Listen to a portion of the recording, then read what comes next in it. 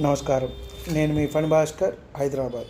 ఈ వీడియోలో మనం ద్వాదశ స్థానంలో రవి సంచరిస్తున్న ఎవరి జన్మజాతకంలో అయినా రవి ద్వాదశంలో ఉన్న రవి మహర్దశ నడుస్తున్నప్పుడు కొంత ఇబ్బంది కలుగుతున్న అంటే శత్రు లగ్నాలకి ఇబ్బంది అనేది కలగవచ్చు. మళ్ళీ ఏ నక్షత్రంలో ఉన్నారు, ఏ రాశిలో ఉన్నారు, ఇవన్నీ కూడా మనం చూసి వారికి నిర్ణయించవలసి ఉంటుంది ఎలా ఉంటుంది అని.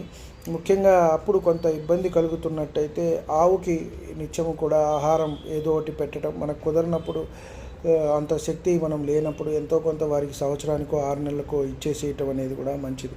సాధుని ఎక్కువగా కూడా సత్కరించడం అనేది మంచిది. సన్యాసులను వీరిని కూడా మంచిది. అలాగే వీరు మిషనరీస్తో పనిచేసే ఉంటాయి, అలాంటి వాటిల్లో పని చేయకుండా ఉండటం అనేది కూడా మంచిది అని మనం చెప్పవచ్చు.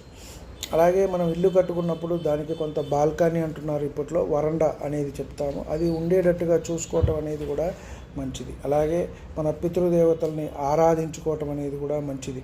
రవి ముఖ్యంగా పితృదేవతలకు కారకుడు కాబట్టి వారిని విస్మరించకుండా మనం ప్రతి సంవత్సరం వాళ్ళకి వచ్చే ఆబ్దిగాలు ఏవైతే ఉన్నాయో అవి పెట్టుకోవటం అనేది ఎంతైనా సరే మంచిది. వాళ్ళని స్మరణ చేసుకోవటం, నిత్యం చేసుకునే వాళ్ళు వారికి తర్పణాలు కూడా వదులుకోవటం అనేది కూడా ఎంతైనా సరే మంచిది అని మనం చెప్పవచ్చు. అప్పుడు పితృదేవతల అనుగ్రహం ఉంటుంది. అలాగే తల్లి తండ్రి ఉన్నట్టయితే వారికి నిత్యము నమస్కరించుకోవటం అనేది కూడా ఎంతైనా చెప్పదగ్గ సూచన.